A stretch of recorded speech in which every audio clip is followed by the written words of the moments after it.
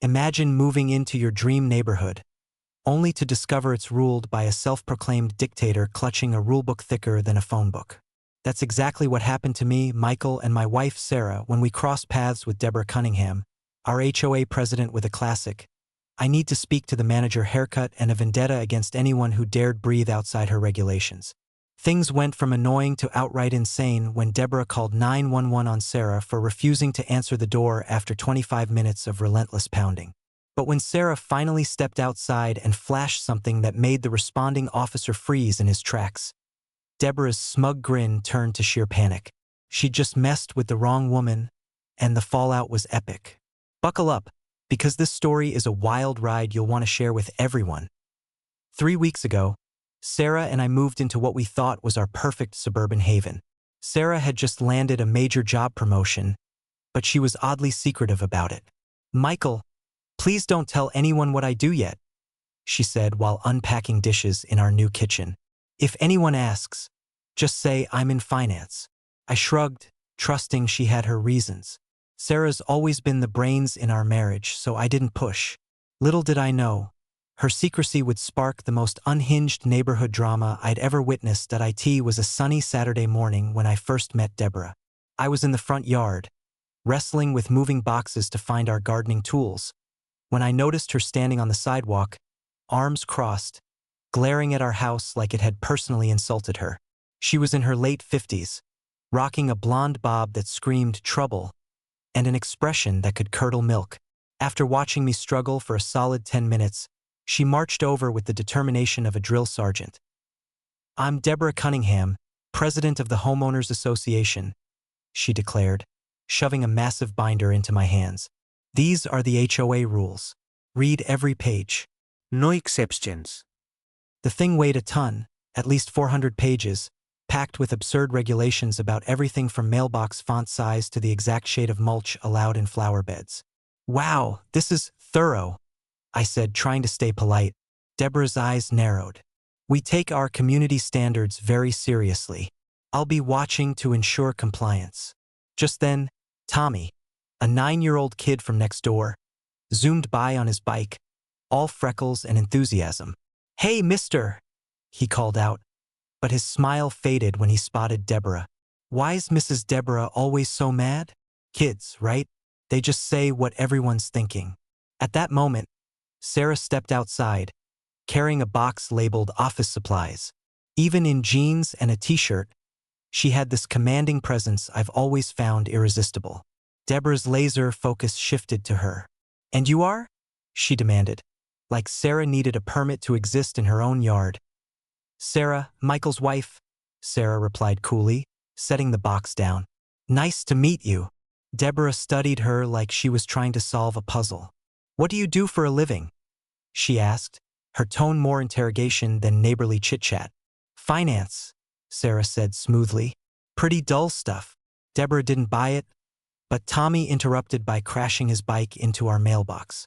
Sarah rushed over to help, checking his scraped elbow. "You okay, kiddo?" she asked warmly. Tommy grinned. "You look like a cop." "Are you a cop?" Sarah laughed it off. "Nope. Just crunch numbers all day." But the look Deborah shot her was pure venom, like she'd just found her new archenemy. Over the next few days, Deborah made it her mission to make our lives miserable. Her emails came fast and furious, nitpicking the tiniest details. "Your front door wreath is 1.5 inches too wide. Your car is parked 4 degrees off-center. Your sprinklers ran 17 seconds past the approved watering window." I'm not kidding.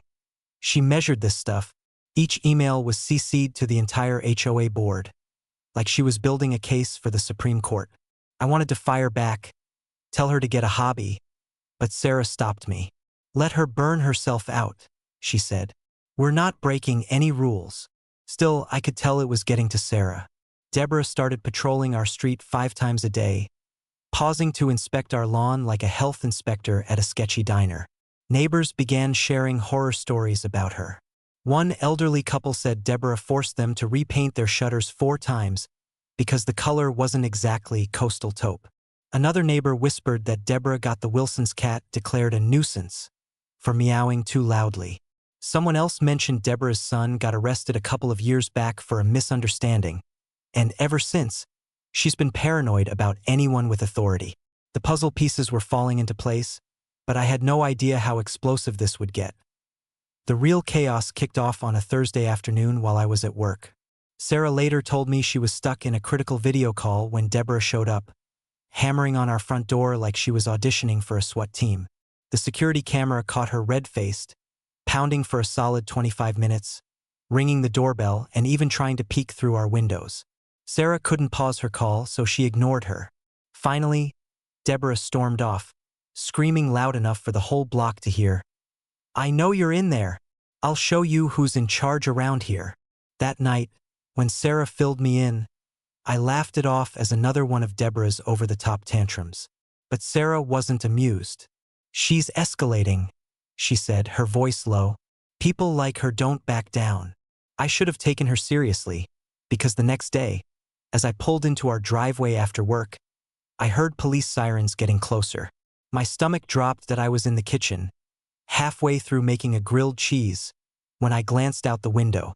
There was Deborah, pacing her front lawn, phone to her ear, face as red as a fire truck. She had it on speaker, and I could hear every word. "Yes, 911?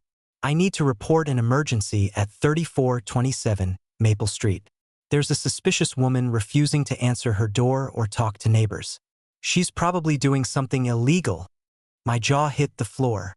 She was calling the cops because Sarah didn't open the door? The dispatcher sounded skeptical. "Ma'am, can you describe the specific emergency?" Deborah doubled down. "She's hiding something. I've seen her sneaking around, and she looks like someone from a wanted poster." 20 minutes later, a police cruiser rolled up. Officer Martinez, a young guy who looked like he was still getting used to the badge, stepped out. Deborah practically sprinted to him, phone in hand, probably live streaming. "Officer, thank God you're here. That woman's dangerous," she shrieked, pointing at our house. Martinez, trying to stay professional, pulled out a notepad. "Ma'am, please calm down and explain what crime has been committed." Deborah wasn't having it. "She won't open her door. That's suspicious. You need to search that house now." I was about to step outside when Sarah emerged from the garage, moving with a confidence I hadn't seen before. "Good afternoon, officer," she said, her voice calm but commanding. "Is there a problem?" Martinez looked relieved to deal with someone sane. "We got a call about suspicious activity here, ma'am." Deborah jumped in. "She's avoiding everyone. She's hiding something." Sarah didn't even glance at her. Instead, she reached behind her back. Martinez tensed, his hand hovering near his holster. But what Sarah pulled out stopped him cold. That IT wasn't a gun. It was a silver badge, glinting in the sunlight, with the words "Chief of Police" engraved on it. Martinez's eyes widened. Chief Johnson. "I'm so sorry. I didn't know." The dispatcher didn't say. Deborah's triumphant smirk vanished, her face turning as white as her pristine HOA-approved mailbox. "No, that's impossible," she whispered, her phone slipping from her hand. "Here's the bombshell. Sarah, my wife of 8 years, who I thought was crunching numbers in a boring finance job, was actually the newly appointed chief of police for our entire city. She'd kept it under wraps because the announcement wasn't public yet, tied to some sensitive ongoing investigations." I stood there, stunned, replaying all the clues I'd missed. The late-night calls she took in the garage, the sharp suits I assumed were for corporate meetings, the way she always knew where speed traps were set up. It all clicked, but it also blew my mind. How had I not known? Deborah, meanwhile, looked like she'd been hit by a truck. "You're lying. That badge is fake," she stammered. But Martinez, still saluting Sarah, ignored her. "Chief Johnson, should I file a report on this false 911 call?" he asked. Sarah fixed Deborah with a stare that could freeze lava. "Document everything, Martinez. The fake emergency call, the weeks of harassment, and especially Miss Cunningham's baseless claim that I'm a criminal." The neighbors, now gathering like they were watching a live reality show, started murmuring. Tommy rolled up on his bike, eyes wide. "Mrs. Sarah's a real cop? That's so cool."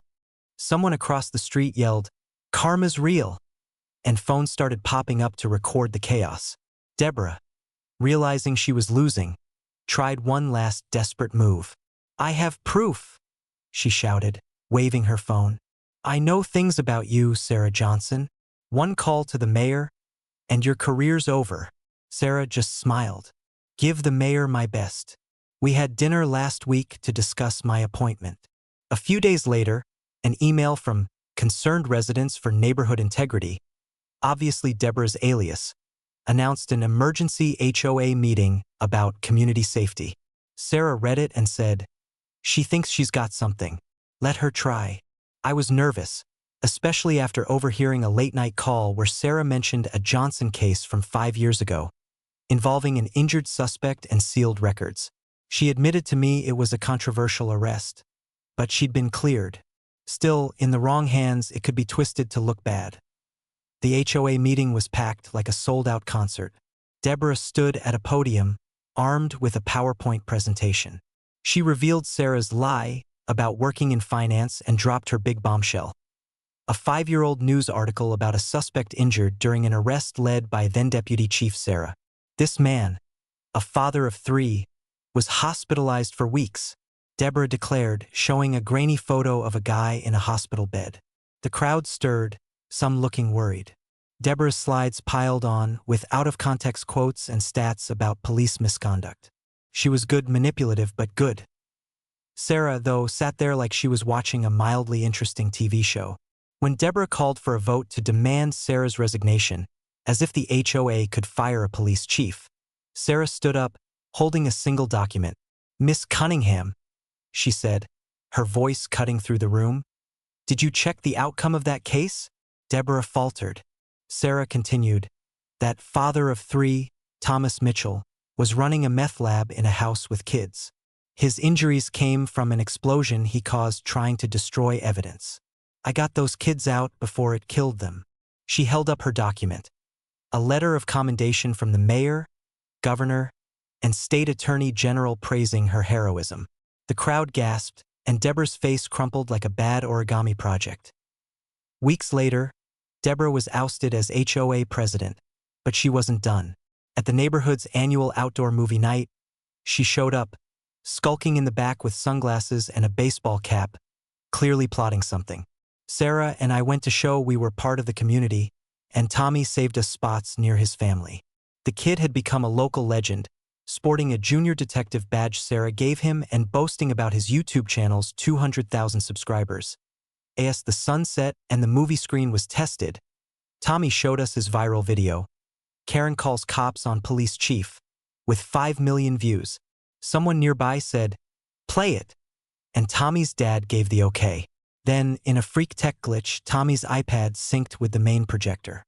Suddenly, Deborah's meltdown was blasted across a 30-foot screen, her voice booming, "She's a criminal! Arrest her!" The 600-person crowd watched, transfixed, as Deborah's face cycled through every shade of humiliation.